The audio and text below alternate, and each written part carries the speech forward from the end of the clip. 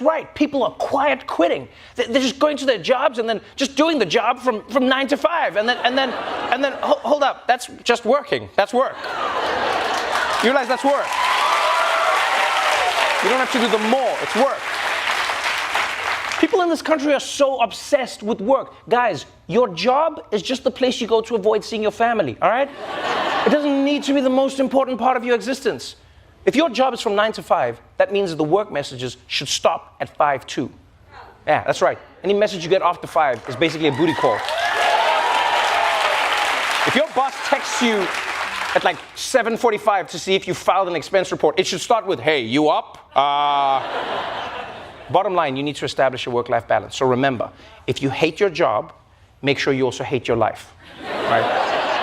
No, that doesn't work. What's up, guys, and welcome to the podcast. My name is Derek, and this is The Angle. So as you can tell from the intro, we're in the segment of controversy, and the topic of today is quiet quitting. Excuse me. So I set that video up for you guys so you can have an understanding of what quiet quitting is, just in case you didn't know. And if that video wasn't enough, let me just try to make it as basic and simple as I can for you. So quiet quitting is not what people make it out to be, right? The heads of the companies, the CEOs and the bosses and supervisors, all that type of stuff, it's not what they say it is. Quiet quitting is simply you're coming to work, you're doing your 9 to 5, your 8 to 4, and that's it. You're not doing the below. You're not going below the standard. You're also like not going above and beyond. And that's kind of the most important thing, is that you're not overextending yourself more than you need to. If your job description is telling you this is what you're supposed to do between your 9 to 5, that's what you're doing for the day. If you're a janitor and someone's printer is broken and they ask you, hey, can you come check out this printer real quick? I might need some help. You're not doing that because that's not what's in your job description. You're here to clean and keep things sanitized. That's what you're here to do, and you're going to be doing that from 9 to 5. You're not here to do any overtime. You're not overstaying your welcome. You're not covering shifts. You're just not doing those things. And that's just what quiet quitting is. It's just that. You're not doing the bare minimum. It's not like that. You're doing exactly what you're supposed to do for the amount of time you're supposed to be doing it. That's it. That's all. Nothing more to that. And at the same time, amidst all of that, while you're doing quiet quitting, you're also looking for a better job opportunity or something that's just more suited for you. It offers a better work life situation, something that you just feel more comfortable in. And then once you kind of get into a new role, you might want to overextend yourself a little bit, work a little harder, because the benefits will actually be beneficial, right? It's going to be a real thing that you can see a real true outcome from, rather than the falsified type thing that you have to deal with at some jobs where you are forced to use the quiet quitting techniques.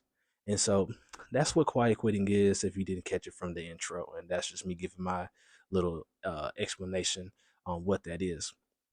And so I'm very excited about this topic because I have so many personal experiences with it. It's something I feel pretty strongly about, right? And so with that being said, let's get into this, right? So what's the point of going the extra mile? Like why are we overextending ourselves for companies and people and bosses and CEOs who don't see us, right? You're here and you're working and you're just doing everything that you can and then some.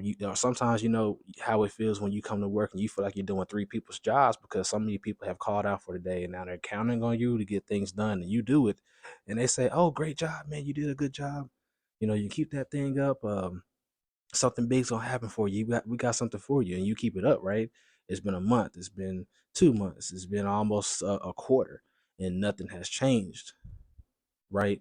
And you bring it up to them and you're like, oh, what's going on? Like, I'm thinking something's supposed to happen. Like, I've been working hard, I've been showing you guys what I'm about, I'm kind of ready for a change, and it never comes. That's what quiet quitting is all about. Once you get to that spot where you've been showing yourself to these people in your best shape and form, and you've been giving your all, and it's not, and now you feel like, okay, I'm wasting my time, I'm wasting my energy, I want to go up in life, And here you are, like, I don't know what to do. This is where quiet quitting comes from. You're just here to get things done. You don't want to get fired just yet. You want to keep the job, keep the money coming in until you can find something better that makes you actually happy. And so, what are we going the extra mile for when things can go south in a blink of an eye? And so, with that being said, guys, check out this other video real quick. He only does what's required. It's called quiet quitting. No, it's called doing your job. If I'm supposed to go above and beyond, then so should my pay. Don't expect something for nothing, right? Or does that only apply to poor people? Yeah, my employees show up every day, but they don't dress up like Santa Claus and bring me toys, so they're lazy. You're lucky that an employee does their job. I've done so little at work before that it wasn't even quietly quitting. It was technically robbing. Yeah, I couldn't have said it too much better myself, guys. I mean, what are we doing here? Over exaggerating our job requirements, the job description to please our superiors over broken promises or negotiations that they don't plan to uphold. I mean, think about it. You've been in that situation to where you've been doing what you need to do. Now you're waiting on this promotion that they've been talking about because they've been seeing what you've been doing, and they've noticed you've been working very hard, and it's admirable, and you're that kind of employee that we're looking for. And it's 2 months, 3 months pass, and it never happens. And we've been dealing with this for a long time, and we kind of are fed up with it.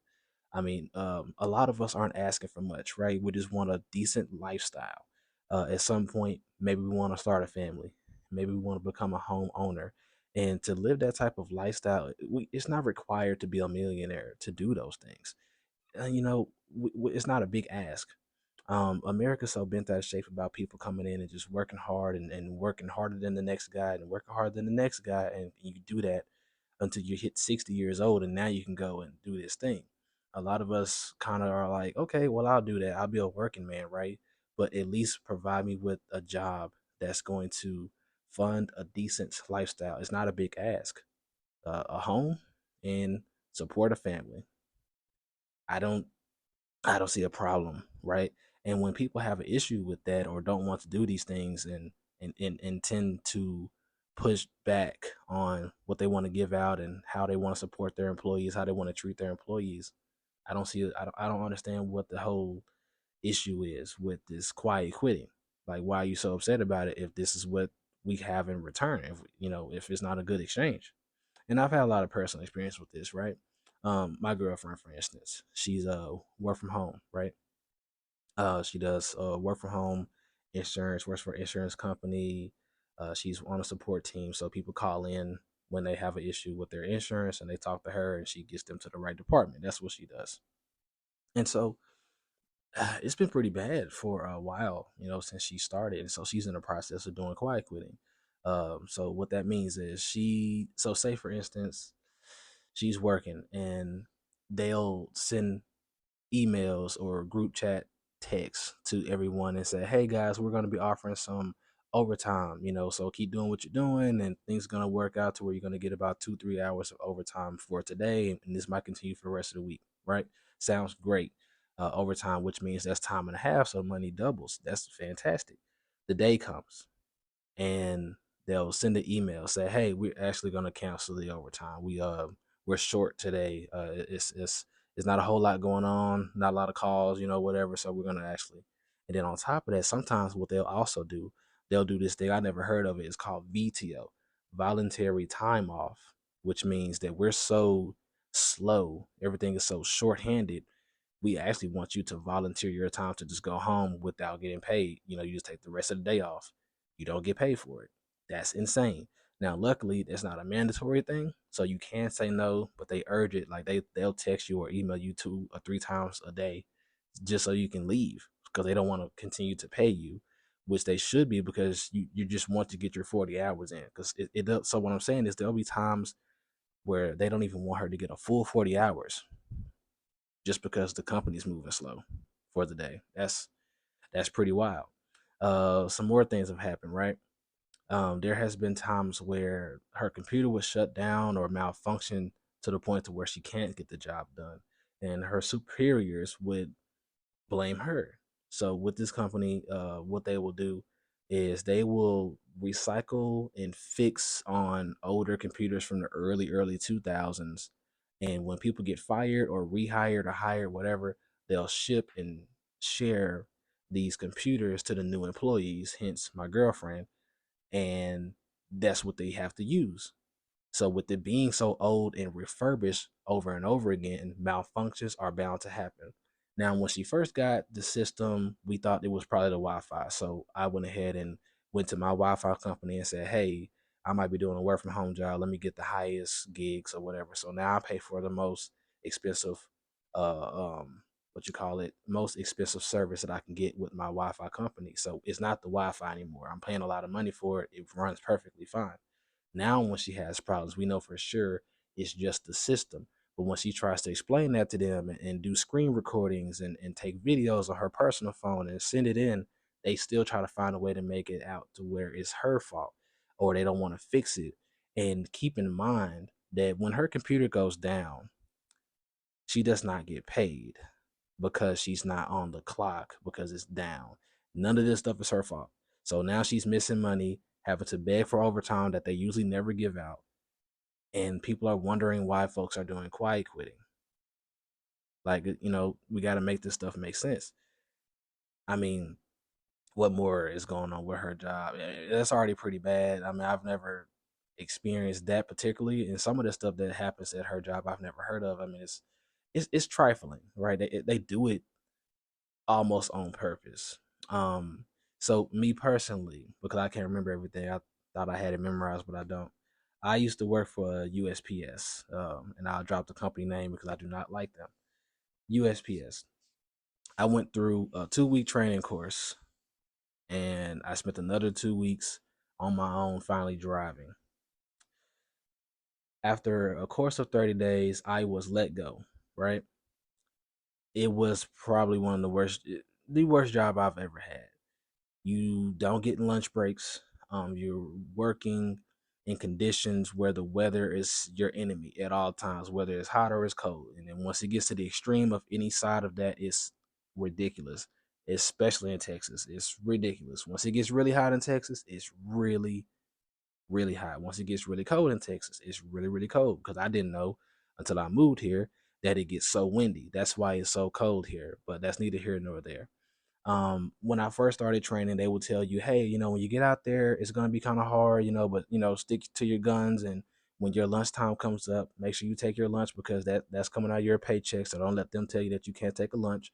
So I'm like, okay, yeah, you're right. Cause I can't be out here trying to walk 20 miles a day, which is not an exaggeration. I've actually calculated that with my, I used to have an app to keep the steps so I can know that I wasn't BSing 20 miles a day walking, and I'm working 8 to 9 to maybe 10 hours a day and I haven't had a lunch yet. I physically am not going to do that. That sounds unhealthy, and it is. And so the days and the times that I will try to take a lunch, I'm in trouble. They're calling me. Sometimes they will pull up to where I am. You're taking too long. What's going on? While I was training, we didn't have a legit trainer. They had a title, a training title. I never had a person with a training title. I just had people that's been around the company for a couple of years. So I would do ride alongs with them. After my 2 weeks of training, I would do ride alongs. So everything that I learned from them. But apparently, according to my supervisors, which we had 5 of them, and I don't think that's great for a company anyway. I was doing things incorrectly, and I was like, well, I'm learning from these guys and these women. They showed me the way. Well, yeah, that's because they've been here for a little while, so they know how to do things, but you gotta do things the right way. Well, I never learned the right way. I was thrown right into the mix with just people who kind of got their own little, they got their own little things. They what you call it, hacks. They have hacks that they do to make the job a little easier for them, but because they've been doing it for a while, they're not missing out on anything. I mean, it's difficult. You're getting chased by dogs all day. You're trying to get all these houses knocked out. And I don't know if you've worked at USPS before, anybody who might be watching, but it's very hard to stay on track in a neighborhood where the houses don't have the house number on it, and you can't find it. And you're looking at the papers, and it was difficult. And you're holding papers here, you're holding papers over here, and you're trying to keep everything steady, and you're trying to walk fast, and you got this big thick bag that you got hooked over your shoulder with all this stuff in it. There could be packages sometimes. It could be weighted packages. It was just difficult to do. And I was going to get accustomed to it. But the problem was my supervisors would keep coming to me, telling me that I'm not moving fast enough or I'm not doing well enough. And you would have employees telling them he's new. You got to give him a chance. And then on top of that, I found out that the route they had me working on was the most difficult route that we had on our map. So it was like, what are you doing to me? You give me the most difficult route to do, which means that memorizing it was hard because the GPS didn't always work, so you have to memorize it. The twists and turns were difficult, so different houses was on different streets, and you would think it would be chronological. It never was, because of the way that the house structure was set up, the neighborhood, it was unbearable at all times. Don't even get me started on the trucks. They barely ever worked. I would malfunction on the road so many times. I felt very unsafe. It was terrible. And so I was in the process of quiet quitting when I was working at USPS. Unfortunately, they beat me to the punch and they did quiet firing and they got to me first. And so it kind of put me in a little bit of a, well, not a little bit, it put me in a bind. And so I was struggling. I've been struggling for a long time out here, but that put me into a really big struggle because I wasn't able to find something before that had happened. And it was pretty terrible. But that's neither here nor there. But I was in the process of quiet quitting, and that's just one experience that I have to share with you guys, right? And this is just what I mean when I say what quiet quitting is all about. That's where it comes from when you deal with these types of things and you want to see better and you're not.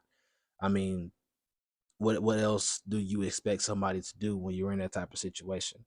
I mean, maybe 20, 30, 40 years ago, back in the day, when you come in, you work hard, you do your best, and you show your guns, and they made promises like, hey, you keep doing that, you're gonna get this promotion. They actually kept those promises, excuse me, and those things actually happened for the employees.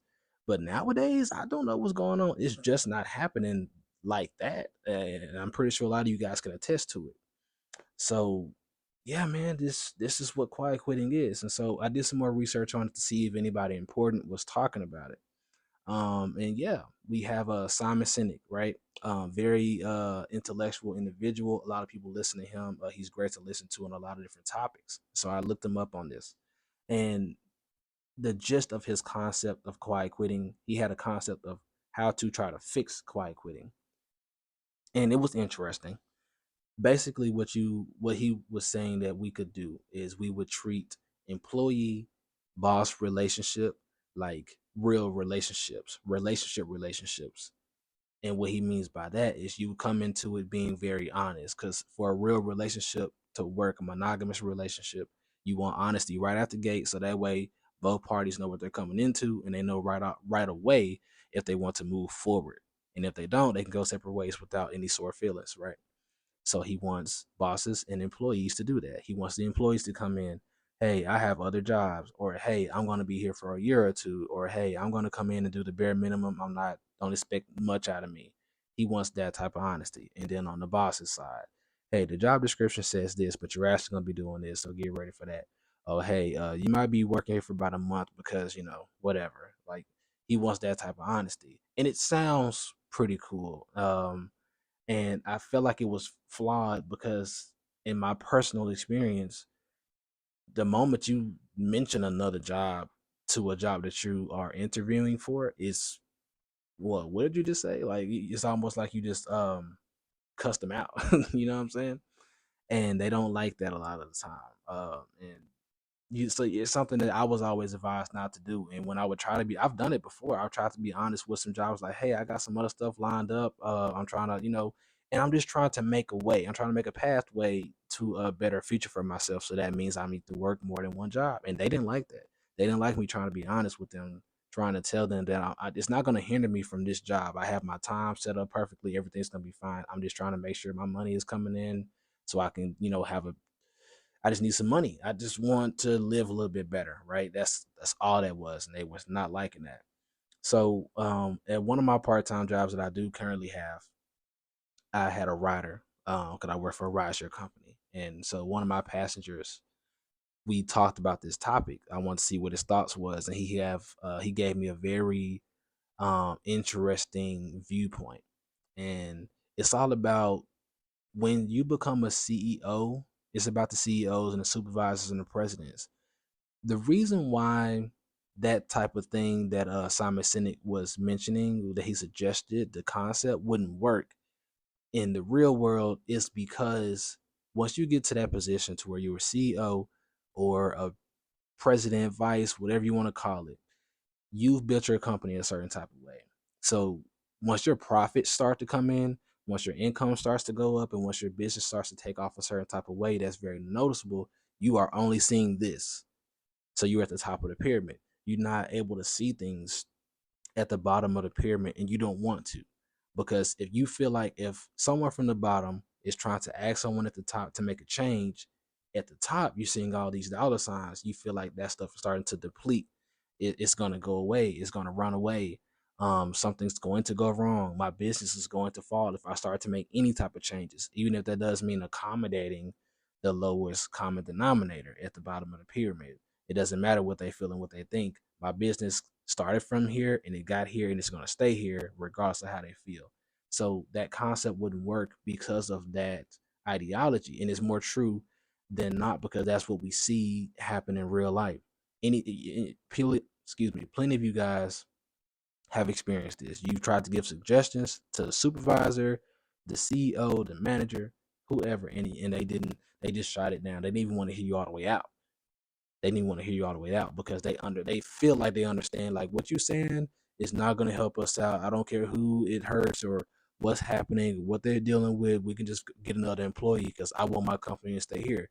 Not knowing that if you provide a work environment where your employees are happier, they're happy to come to work, they're ready to come to work, they have a good work-life balance, it's going to make them work better, which in turn is going to give you a better business because they're the ones at the bottom making those wheels turn up the pyramid. It's no way that giving them what they need and the bare minimum of what they're asking for just to make the work conditions better is going to hurt you. It's just no way that can actually happen. But a lot of times they don't like to try to do those things. And that's where quiet quitting is coming from. I cannot stress it enough, guys. Dr. Phil as well also talked about this on his show, so you might want to go check it out. He had an episode on quiet quitting. He had everybody in the circle, because he does circles on his show, were business owners, but half were on the fence of quiet quitting and the other half were very much against it. They were like, yeah, if you're doing quiet quitting, you are a lazy bum, you don't care about anything, you don't have a drive or a passion, right? And on the other side is like, no, that's not what that is. I actually have a clip about it. Check it out real quick. But if you find your passion, then not every day's fun, but then it doesn't feel like work. Because let me tell you, everybody, I don't care, you, I don't care if you work for the post office, everybody's in business for themselves. You're all a company of one, you're in business for yourself, you're working to make your company of one, and then maybe it becomes 2, 10, 20, 100. You're all doing this for yourself so you can create whatever life you want, whether it's to be surfing or running a company or whatever. But you got to have that passion. Do you have a passion? Well, absolutely, but I think we put a lot of pressure on young individuals to find this passion at a young age, or we're expecting middle schoolers to know what they want to major in college. I think to put so much pressure on young individuals and the youth in America, I think also ties into the lack of work ethic, because we're putting an immense amount of pressure that, oh, you're 14, you should know what you want to major in, you're 18, you should know what you want to do for the rest of your life. I think your 20s are for messing up. I think your 20s are supposed to be where you work 12 jobs and you fail at 10 of them because you're learning. And I think, too, the idea that just because you guys built businesses, quiet quitting is not saying you didn't work hard for that. I fully believe that every single one of us in this room has worked hard for what we have. And I think it's ignorant to say that just because I did something, everybody else can. There's so many other factors at play. And so just to say that I have a business and I've run it for 30 years, everybody can, and the people that don't are lazy, that may not I be think for is you. Fair. You have your own law firm. Absolutely. Everybody in your class get their own law firm? No, they do not. Why did you get yours? I had an opportunity. I think something You that we took it, missed. right? Yeah, we missed something. Was it easy or here. hard? It was extremely hard. But you did it. I did do it. Why? I want to point out that pursuing your passion is a privilege. We have to check ourselves for a minute and not assume that everyone has the same opportunity. Some people are working a minimum wage job that one person might say is a dead end and they're not applying themselves, but they fail to realize this person is trying to make rent every month. They're trying to fill up their tank with gas. And then when they get home, they're just exhausted. I am so fortunate that I had a supportive community that helped me build my law firm. I am not self-made. Most people aren't. Yeah, so we're bringing up more good points here, guys. Like, I'm not bringing up this video, bringing up that sound bite to say that everybody who has a business, everybody who's a CEO, everybody who's a mogul isn't self-made. That's not what I'm saying. That is the case a number of the times, though, and we have to look at that, right? That you can't go and talk down or shun or make someone feel bad because they have a regular 9 to 5. They might be working at a Starbucks or something like that just to make ends meet. And that's all that they have. That's all that they know right now. A lot of us don't have the opportunity or the circle or the family structure or the space to want to do more or can do more or know how to do more. A lot of the times we just don't have the know-how. We have to figure things out on our own. And that's where I am right now. I'm finally at a spot to where my knowledge of how things are working is starting to move up a little bit. And so I'm working on my network and stuff like that to meet new people and try new things and do stuff like that. But it's taken me a while. I went to college and college didn't necessarily do that for me. I'm many years out of college now, 26, and I'm just now figuring this thing out. Luckily, I do have a drive to want better, so I'm working several jobs to make it happen. That's not the case for everybody, and it shouldn't have to be the case for everybody. And they were also trying to mention that you maybe not passionate, you maybe are not passionate enough, you don't have a passion, and that's not the case.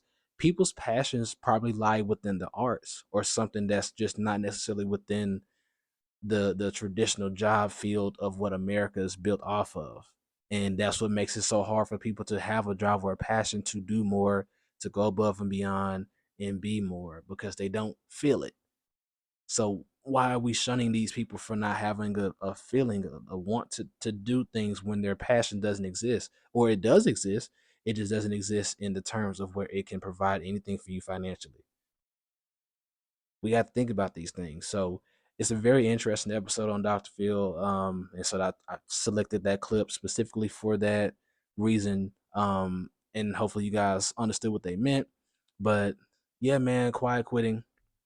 Very passionate topic, very controversial topic, because I know we have a lot of people that are on the other side of it. I would personally love to hear comments from someone on the other side. Let me know what you think. What was wrong with what I had to say, or what do you have to say against it? What do you have to say to combat it? Let me know if you agree with what quiet quitting is all about. If you're in the process of doing quiet quitting, get at me, comment, share this video. Let's have a conversation about this thing, guys. So once again, man, quiet quitting. My name is Derek. This is The Angle. We're going to catch you on the next episode, guys.